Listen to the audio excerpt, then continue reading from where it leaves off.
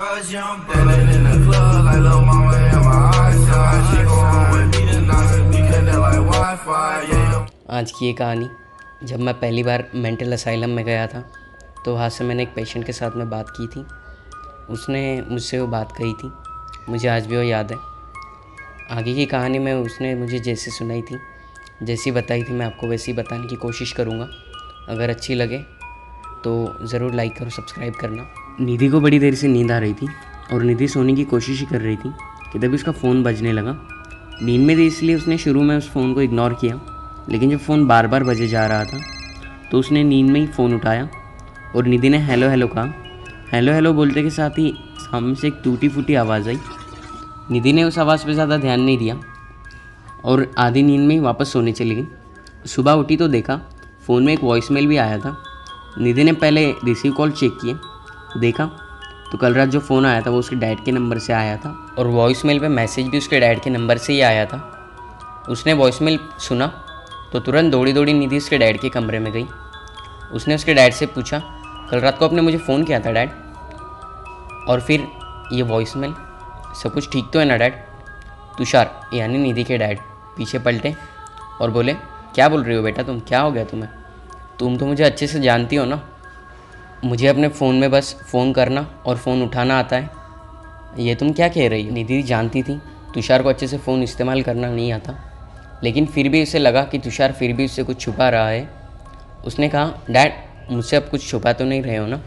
सब कुछ ठीक तो है ना? वैसे भी जब से हम लोग यहाँ पे शिफ्ट हुए हैं तब से आप पे बिज़नेस का लोड काफ़ी बढ़ चुका है। तुषार ऐसी बातों पर कभी निधि को डांटता नहीं था, लेकिन ये सुनने के बाद गुस्से में निधि से बोला, एक बार कहा ना तुम्हें, मैंने कोई फ़ोन नहीं किया तुम्हें। एक घर में रहकर मैं क्यों तुम्हें फ़ोन करूँगा भला? निधि उस रात जब सोने चली गई, पहले बाथरूम में गई तो हाथ मुँह धोते धोते वक्त उसने एक आवाज़ सुनी जो कि उसके कमरे से आ रही थी। निधि को पहले लगा तुषार यानी उसके डैड होंगे, लेकिन 2-3 बार उसकी आवाज़ ज़ोर ज़ोर से सुनाई देने लगी तो तुरंत नल बंद कर निधि बाहर निकली। कमरे में देखा तो तुषार कहीं भी नहीं था। कमरे से बाहर निकल कर देखा तो तुषार हॉल में बैठे टीवी देख रहा था। निधि को लगा शायद ये उसका वहम था। जब वापस निधि बाथरूम में गई तो देखा जो नल उसने बंद किया था वो नल चालू था। निधि ने नल को वापस बंद किया और सोने के लिए वापस चली गई। आज की रात उसने सोने से पहले अपना फ़ोन स्विच ऑफ कर दिया था। ये रात बहुत आसानी से कटी, शायद परेशानियों के बादल घट चुके थे, जो सच नहीं था।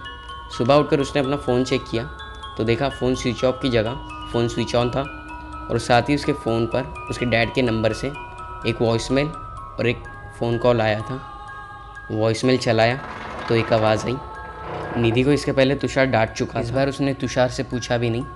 जब तुषार नहा रहा था तो चुपचाप निधि तुषार के कमरे में गई और उसके फ़ोन पे चेक करने लगी।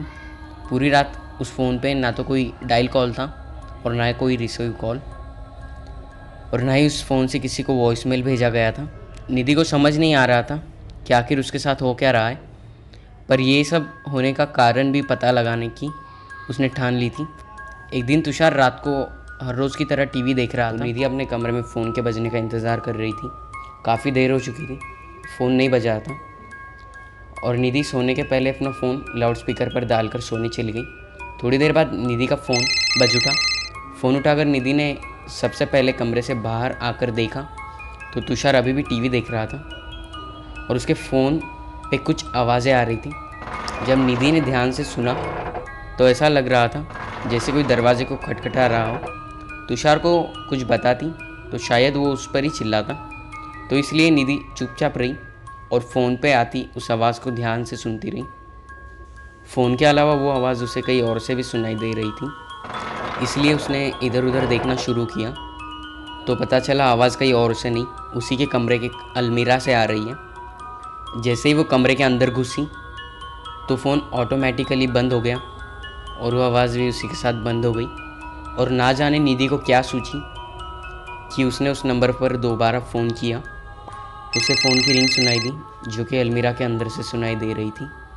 निधि ने अलमीरा खोला और अंदर झाँकी रही थी कि पीछे से एक आवाज़ आई। पीछे से एक आवाज़ सुनाई दी, क्या हुआ बेटा, तुम मुझे फ़ोन क्यों कर रही हो?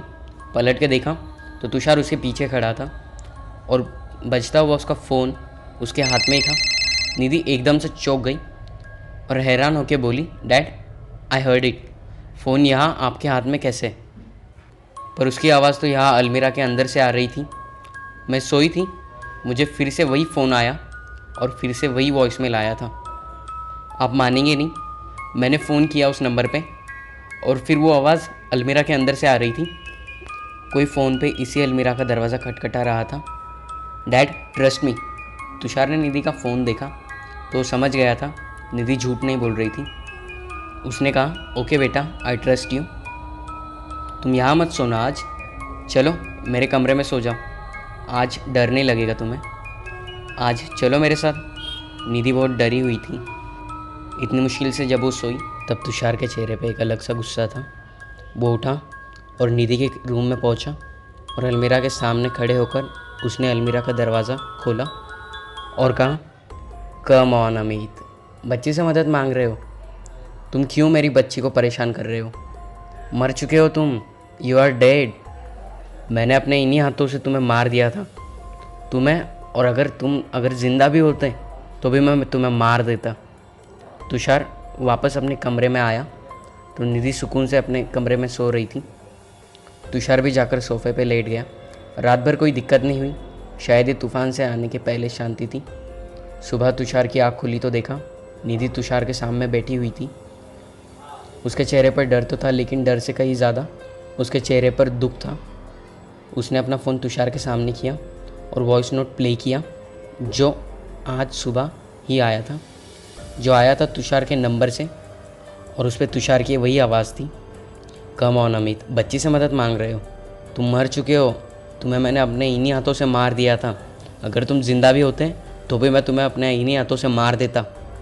जब ये पूरी सच्चाई निधि के सामने थी तो तुषार ने निधि को सब सच बताना ही सही समझा और उसने कहा, अमित बिज़नेस में मेरा पार्टनर था, उसकी नज़र बिज़नेस पर नहीं थी, उसकी नज़र तुम पर भी थी, ख़राब नज़र थी उसकी। एक रात इसी कमरे में हम बैठकर शराब पी रहे थे और हम लोग बिज़नेस के बारे में ही बातें कर रहे थे।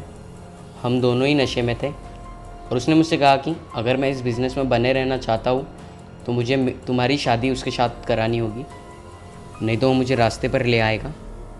अमित की ऐसी बात पे किसी भी बाप को जैसा लगना चाहिए, मुझे भी वैसा ही लगा और मैंने भी वही किया जो कोई भी बाप अपने बेटी के वास्ते करता। मैंने वही बॉटल उसके सर पे दे मारी। वो चीखने चिल्लाने लगा। जब मुझसे बर्दाश्त नहीं हुआ तो मैंने वही टूटी बॉटल उसके पेट में घोंप घोंप के उसे मार दिया और फिर अलमीरा के पीछे उसे चुनवा दिया। अमित की लाश नहीं मिली इसीलिए आज भी पुलिस फाइल्स में वो गायब है और बिज़नेस पार्टनर होने के नाते उसकी सारी प्रॉपर्टी में अब मेरा हक है। ये घर भी अमित का ही था ना, और तुम भी उसी कमरे में रहती हो जिस कमरे के अलमीरा के पीछे मैंने उसे चुनवा दिया था। अगर तुम्हें लगता है कि मैंने जो किया वो गलत है तो कोई बात नहीं, मुझे कोई पछतावा नहीं है इस बात का। निधि उस रात के बाद उस कमरे में कभी दोबारा नहीं सोई और अमित ने कभी उसका पीछा नहीं छोड़ा।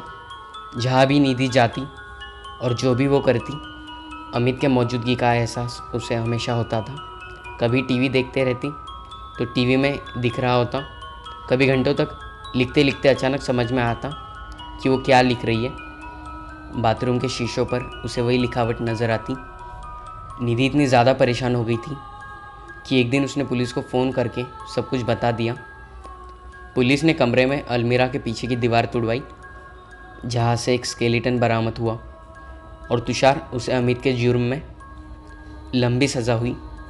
आज निधि का हल ऐसा हो गया है कि वो चाह के भी किसी से मदद नहीं मांग पाई।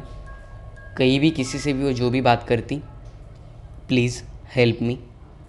आज निधि मेंटल असाइलम में है और तुषार जेल में। बस एक ही चीज़ निधि को सुनाई देती जो कि उसके कमरे की दीवारों पर लिखी दिखती, प्लीज़ हेल्प मी निधि।